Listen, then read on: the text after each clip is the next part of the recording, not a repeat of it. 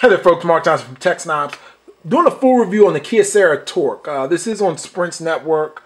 Been playing with it for a few weeks. Definitely there's a lot to like about it, especially if you're a person that tends to drop your phone a lot or something of the sort, or you're rough with your phone in general. One of the surprising things about this is, and I'm going to open it, it's got a 2500 milliamp hour battery. Which is very good, and I do find it lasting out throughout the day. Obviously with Android, you usually run into that, a lot of times with these products. But yeah, this 2500 milliamp hour battery, and it's definitely nice. Even the back, I've even seen this product dipped in water, and I definitely thought that was pretty cool. I'm not going to try it here on this review unit, but it's definitely, I've seen people do that, and overall, it's pretty cool. I'm gonna jump right into speed test just to give you an idea. I do actually get 4G LTE now, where I'm at on a more frequent basis with Sprint, and I am seeing pretty decent speeds here. I'm getting 12.32 megs down and 5 megs up. Let's just do one more, see how consistent it is. And yeah, it's been really rock steady. I mean, if you're in a 4G LTE area with Sprint, I mean, it's definitely good.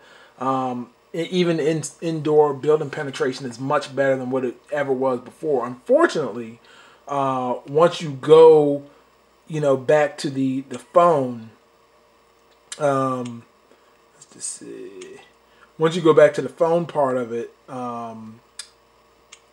excuse me, once you're on 3G rather, you run into issues where it's not very good at all because you're on the CDMA. So, and that's kind of the one wild thing with this device is that it's cool. I like the the design of it. It's budget device meant for people to drop phones and so forth. But you can't use the direct connect unless you're on 3G. So just definitely keep that in mind. And then when you get on 3G, we're gonna run a speed test and let's see.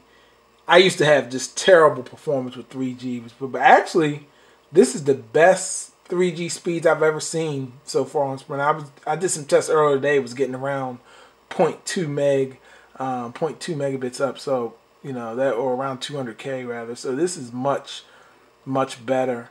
1.9 download. Let's look at the speed upload. Yeah, almost getting close to a meg. So that's actually not too bad. Considering the fact. So the main thing about this device, I actually have another one. They did send me 2 units. Is the fact that you can do the direct connect. And let's zoom on out a little bit. So it's pretty cool because I can use it just like a walkie-talkie, and the phone, it works very good.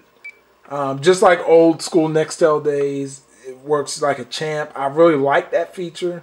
It's just unfortunate that it's not on a lot of phones already, so you really can't test it out, but so much, or have a lot of people using it, and a lot of people tend to text and so forth now anyway.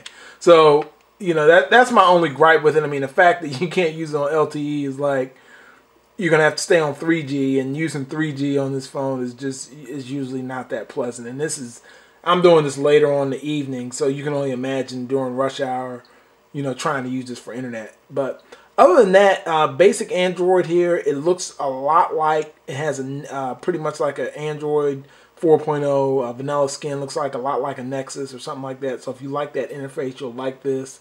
Like I said, outstanding battery life here. You could drop it. I've dropped this device. I've had it dumped in water.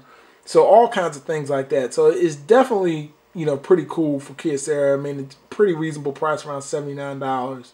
Screen resolution's okay for what it is. Nothing really jumps out about this device. It's so spectacular. But the main thing about it is that the rugged feel. If you're rough with phones, you can get a nice, decent smartphone that you don't mind dropping or worrying it's going to shatter to bits and pieces when you drop it. So that's the main thing about the Kyocera Torque. Like I said, if you're into rugged phones, take a look at it. Thanks for watching. Be sure to check the site out, tech-snobs.com. More coverage there. Take care.